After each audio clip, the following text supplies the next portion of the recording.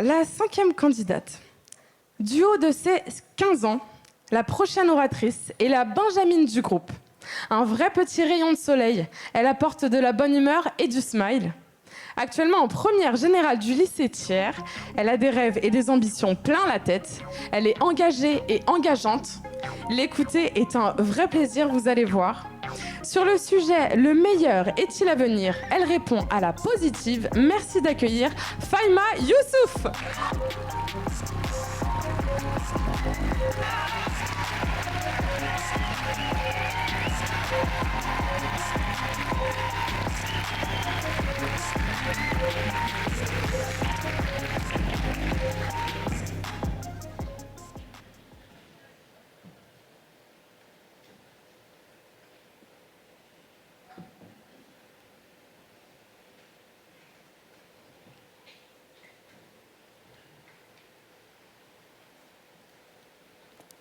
L'enfance, l'adolescence, adulte, vieillesse.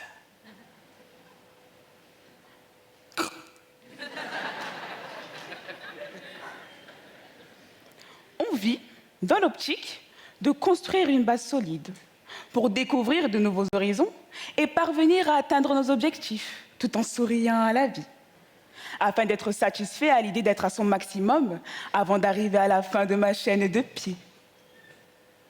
L'avenir est fait de nos propres choix. Peu importe les actes réalisés, ils impacteront notre futur. Et nous avons conscience de nos actes et de leur impact. Mais laissez-moi vous raconter une histoire qui vous fera concevoir l'importance du choix dans l'avenir. Il était une fois une mère et ses 2 enfants, une fille de 2 et son fils de 6 ans. Elle était hébergée chez sa grande sœur, soi-disant. Elle participait à l'éducation de ses neveux et nièces. Ils étaient censés former une famille. Mais au contraire, ses neveux et nièces étaient irrespectueux, insolents, les harceleurs de ses propres enfants, et impossible de s'appuyer sur leurs parents et jouer les malvoyants. Pas le droit d'ouvrir le frigo, pas le droit à la télécommande, pas le droit à la télé, pas le droit de jouer, pas le droit de s'amuser, pas le droit de parler. Je pourrais continuer, mais le temps est compté. Mais vous savez, une seule situation fit comprendre à cette mère que l'avenir de ses enfants était en jeu. Un jour, dans l'ascenseur, son fils de 6 ans lui dit droit dans les yeux: « Vas-y, toi, c'est ta famille. C'est pas là-bas chez moi. » Ces paroles sont sorties de la bouche d'un enfant de 6 ans qui, normalement, est censé nous raconter la façon dont il a glissé dans son toboggan. Le lendemain, elle prit ses clics et ses claques et s'en alla seule dans les rues de Paris sans nulle part où aller. Elle savait que ça allait être compliqué d'être à nouveau logée et elle savait dans quel pétrin elle se mettait. Mais savez-vous pourquoi cette mère a fait le bon choix ce soir-là? Parce que c'est sa fille racontant son histoire qu'elle voit devant vous ce soir. Nous sommes donc les responsables de l'atmosphère qui se présentera demain. Et quand je dis responsable, je ne parle pas de coupable, mais capable d'assumer et de faire les bons choix qui nous conduiront vers un meilleur avenir. Mais certains vous diront que le meilleur n'est pas à venir, que le meilleur est passé. Pourtant, avant d'être passé, il a bien dû arriver. Le meilleur est toujours à venir. On vous dira aussi qu'il faut vivre l'instant présent et ne pas se préoccuper du futur. Cependant, l'instant présent, ces rires aux éclats sous ce soleil couchant ne sont que le commencement d'un futur attachement. Et puis de l'amour en ressortira et on se mariera et notre enfant grandira et on finira grand-mère. Mais la question est la suivante. Y a-t-il une vision unique du meilleur ? On y répondra négativement, puisqu'on n'a pas la même vision du bonheur, du malheur, et peut-être même des couleurs. Peut-être que vous voyez marron cette jupe et que lui la voit jaune et elle la voit violette. On ne peut donc pas définir ce terme de meilleur. Néanmoins, essayons de trouver des similitudes au cœur de nos différentes perspectives. Quel mot associe-t-on au meilleur? On y associerait le succès, les réseaux sociaux, popularité, être une star, la réussite, la victoire, le rêve.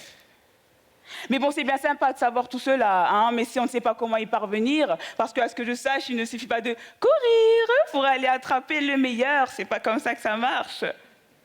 On a tous des façons distinctes de parvenir aux mêmes intentions.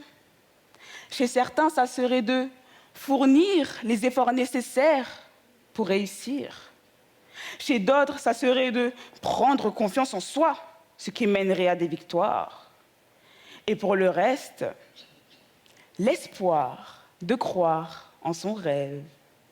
On remarque donc qu'il y a une corrélation entre notre façon de définir et de nous conduire vers un meilleur avenir.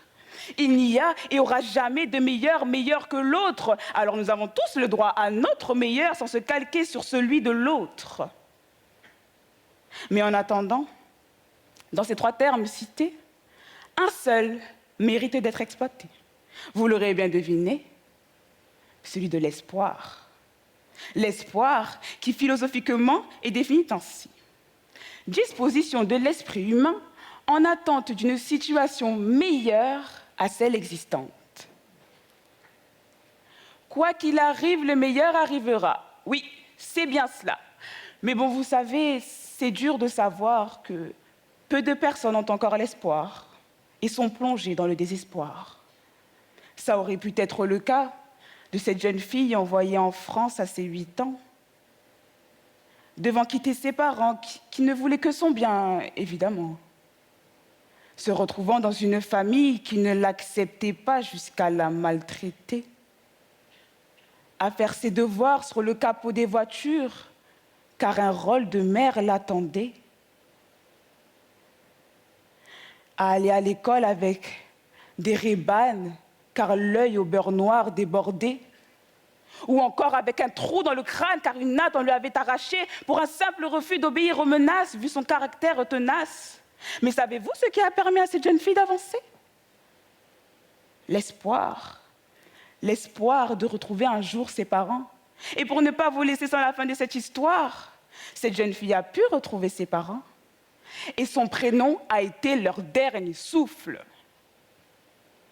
Alors l'espoir est la clé. Je vous pose la question, le meilleur est-il à venir? C'est un grand oui que je donne en réponse à cette question. Oui, le meilleur est à venir si on en a la conviction. Évidemment qu'il finira par céder si vous le suppliez, et bien sûr qu'il viendra si vous y croyez, car personne n'y croira à votre place. Alors, retenez bien que le meilleur à venir, si l'on y croit, il n'est que sur le bout de ce doigt.